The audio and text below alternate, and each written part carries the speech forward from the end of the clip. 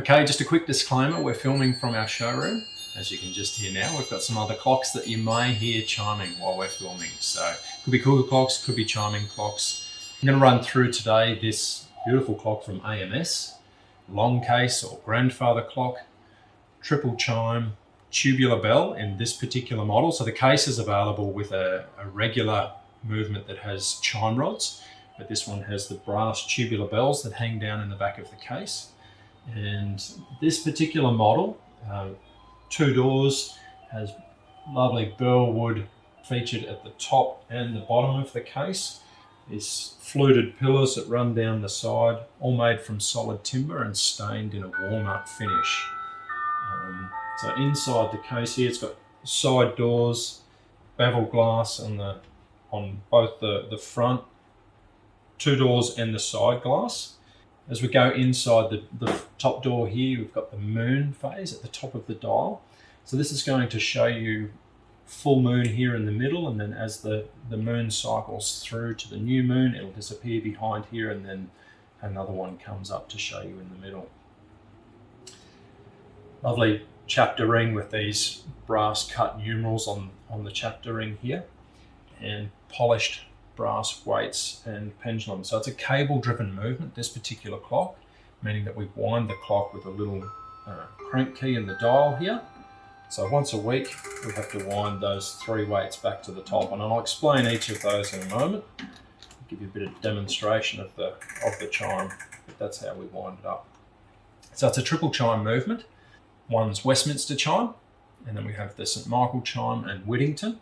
So what I'll do is I'll just actually run through the chimes. So we get a quarter of whichever chime you've selected at a quarter past, half at half past, 3/4, and then the full chime. So I'll start with the Westminster chime that most people are familiar with, and at a quarter past we'll get a quarter of that chime.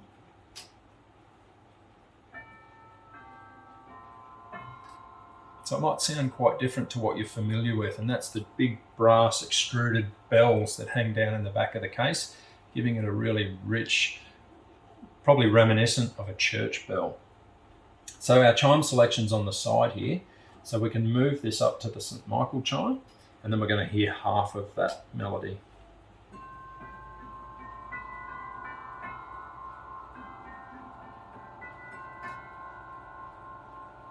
And then we can go up to the Whittington chime.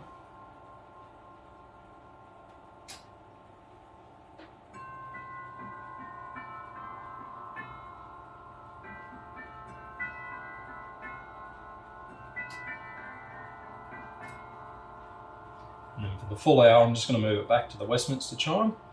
So we'll get the full 4 bars of the chime, followed by 10 strikes for 10 o'clock.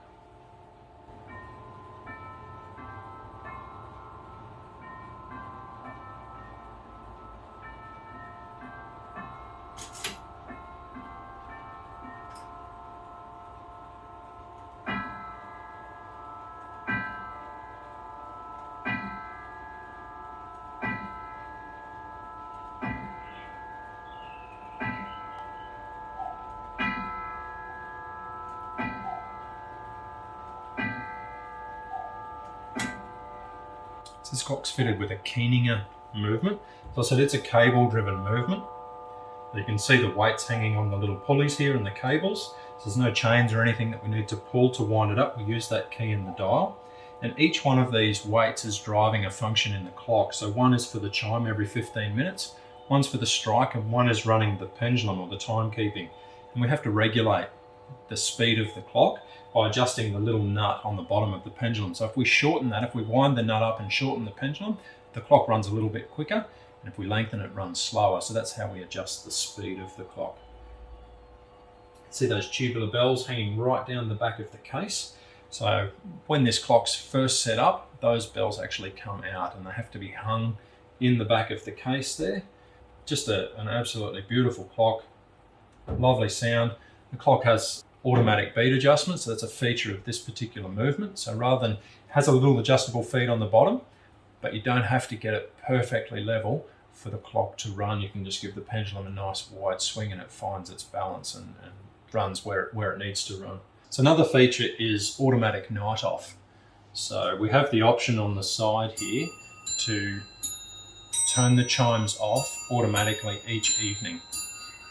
Now Keening have this preset in the clock, so the last chime is 10 o'clock, the one we just heard, and then from then on through the night the clock is automatically silent,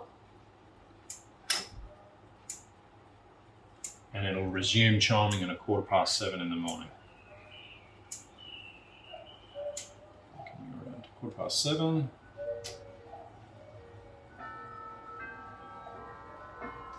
And the clock commences automatically. So you can leave it set, and then every night it's just quiet during that 10 till 7:15, or we can shift it back up and have it chiming 24 hours, or you can turn it off altogether.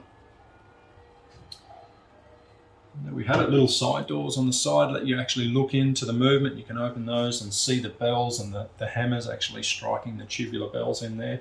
But this is a really, really beautiful clock from AMS. If you've got any questions or you need some more information, check the product description, but there could be something we've missed, so please feel free to get in touch with us.